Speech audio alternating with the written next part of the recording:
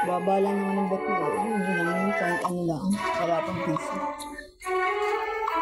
Tapos naka-auto spin.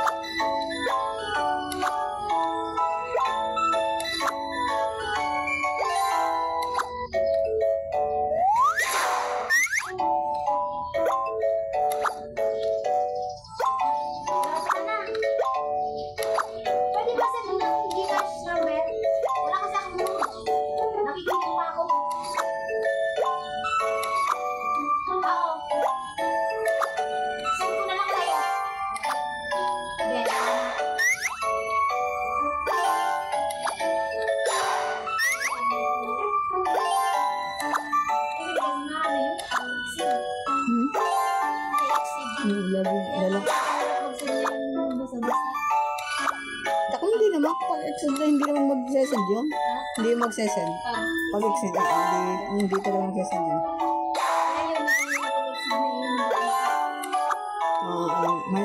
Hindi mo may isend talaga. Kahit pag ano na kasi na yun, 20 ano na, kaya malimit yung exceed na yun. Sa ano na ulit yun? Sa June 1 na ano, parang magre-reset.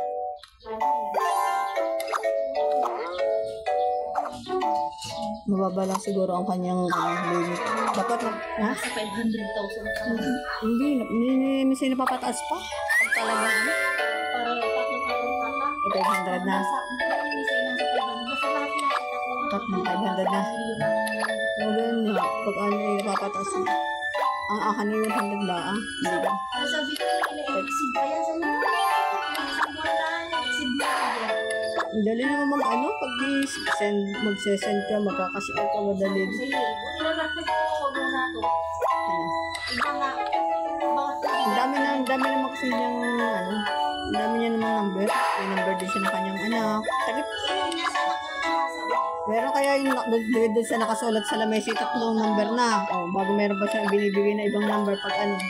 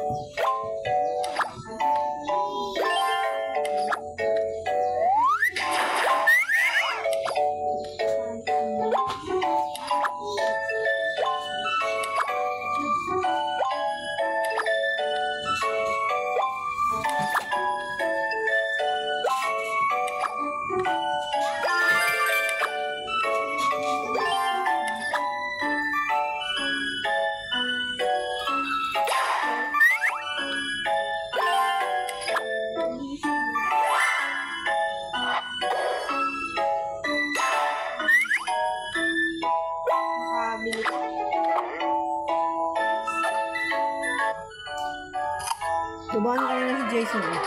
Oo, nangutan ako dun. Kumuha ka din. Oo. Kumuha, hindi na ka nakuha ngayon. Si Brian na nakuha. Sabi niya, ito daw, gatimid. Kaya, ano, nasawa ko mo. Sabi ko, hindi ako siya magbabayad na. Natuto na din kumuha. Dahil nga ng isang araw, sabi ko ako pinagbayad niya ng utang. Ikaw na ano niya, ba pwede pala umutang din sa malas na kami. Ayun, wala ng budget. Umakot sila pa.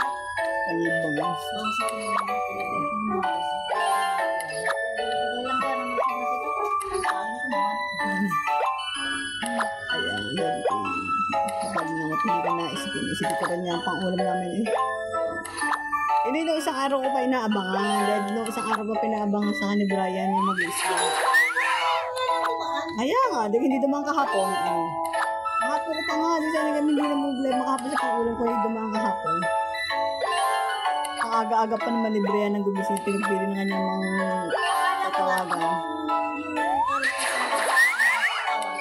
Sa'yo din pala yung magtatakot. Hindi. Inaabangan. Ang aga ni Brian ng isang araw, 4:30 gising. Sabi ko, hindi naman nadaan na yung kaaga Brian. Inabangan na. Oo, sila yung pwede pag-abang na mag-isda. Sabi ko, hindi gayong kaaga Brian. Mga sabi ko, mga alas 6, mga 6. Yung gayong hanggang 6:30. Oo.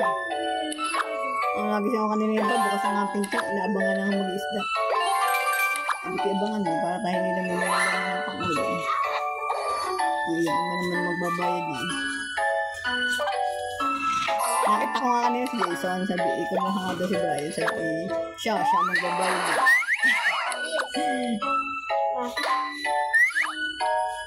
Hindi naman ako lumabas kanina nung kumuha si Brian kanina.